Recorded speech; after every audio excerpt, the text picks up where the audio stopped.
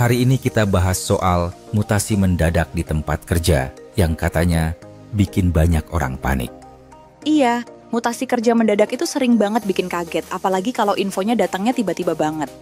Menurut kamu, kenapa sih perusahaan suka ngasih pengumuman mutasi secara mendadak?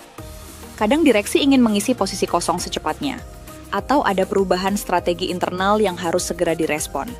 Tapi efeknya ke karyawan besar banget ya, apalagi kalau belum siap mental buat pindah atau menyesuaikan diri. Betul, banyak yang langsung kepikiran keluarga, tempat tinggal, bahkan biaya hidup di lokasi baru. Ada juga yang merasa mutasi mendadak itu seperti kabur dari masalah, padahal belum tentu itu solusi terbaik. Bener, kadang mutasi justru bikin masalah baru. Karyawan bisa merasa diasingkan atau nggak dihargai.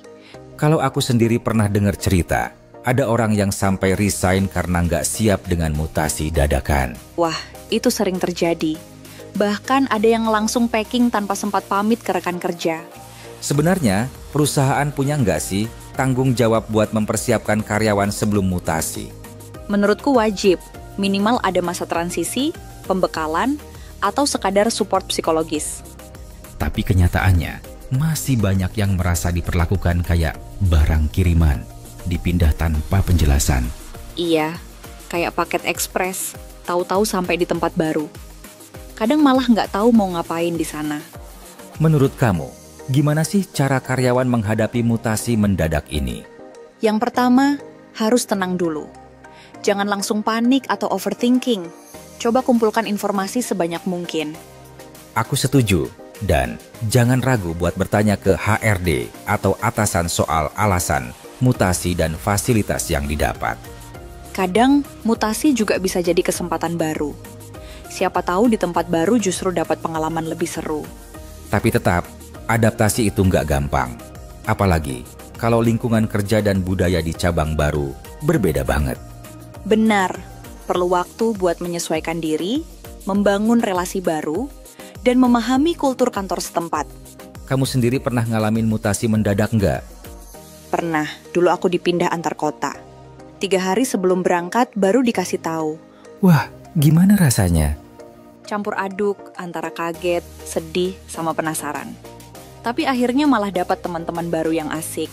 Kadang, pengalaman kayak gitu memang bisa jadi pelajaran hidup ya. Setuju, walaupun awalnya berat, tapi kalau dijalani dengan pikiran terbuka, banyak hikmahnya juga.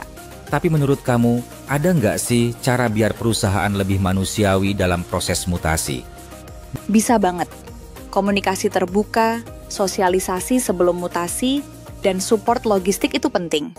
Kadang, perusahaan lupa, pindah kerja itu bukan cuma soal pindah meja, tapi juga perasaan dan kehidupan.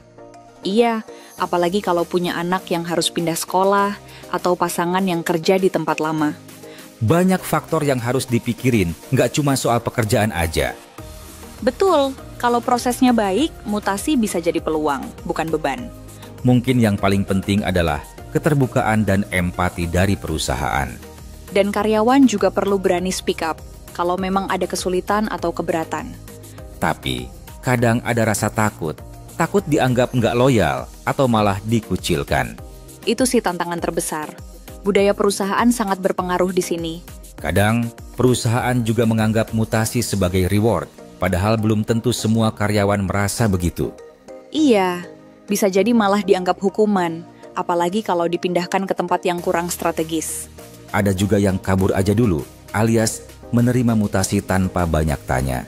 Baru, setelah di lokasi baru bingung sendiri. Itu sering terjadi.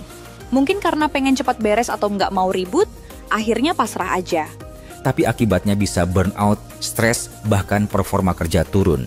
Oleh karena itu, penting banget untuk saling terbuka antara perusahaan dan karyawan. Menurutmu, apakah semua mutasi itu buruk? Nggak juga. Ada yang justru berkembang pesat setelah mutasi. Tapi yang penting prosesnya harus adil dan manusiawi.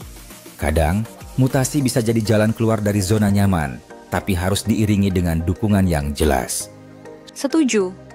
Kalau cuma asal mutasi tanpa persiapan, malah jadi bumerang buat perusahaan dan karyawan. Mungkin Perusahaan perlu bikin SOP yang jelas soal mutasi, biar semua pihak siap dan paham apa yang harus dilakukan. Dan jangan lupa, evaluasi setelah mutasi juga penting, biar tahu apa yang perlu diperbaiki ke depannya. Kita juga bisa belajar dari negara lain, gimana mereka mengelola mutasi karyawan dengan lebih baik. Betul, ada yang bahkan menyediakan pelatihan khusus sebelum mutasi, jadi karyawan nggak kaget. Menurut kamu, di masa depan, mutasi mendadak masih bakal sering terjadi nggak? Kayaknya iya, apalagi dengan dunia kerja yang makin dinamis. Tapi harapannya, prosesnya makin baik. Kalau dengar cerita-cerita dari teman, ada juga yang justru menantikan mutasi demi pengalaman baru. Ada, terutama yang suka tantangan atau ingin keluar dari rutinitas. Tapi tetap, transparansi itu kunci. Jadi, intinya mutasi mendadak nggak selalu buruk, tapi tetap butuh komunikasi dan kesiapan dari semua pihak. Setuju banget. Yang penting, jangan buru-buru kabur, tapi pahami dulu situasinya dengan kepala dingin. Nah, buat teman-teman pemirsa, pernah nggak kalian mengalami mutasi mendadak?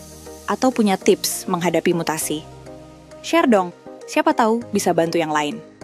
Sampai di sini dulu, obrolan kita soal mutasi mendadak. Semoga bisa jadi bahan refleksi buat kita semua. Jangan lupa, tetap semangat dan terbuka pada setiap perubahan. Sampai jumpa di episode selanjutnya.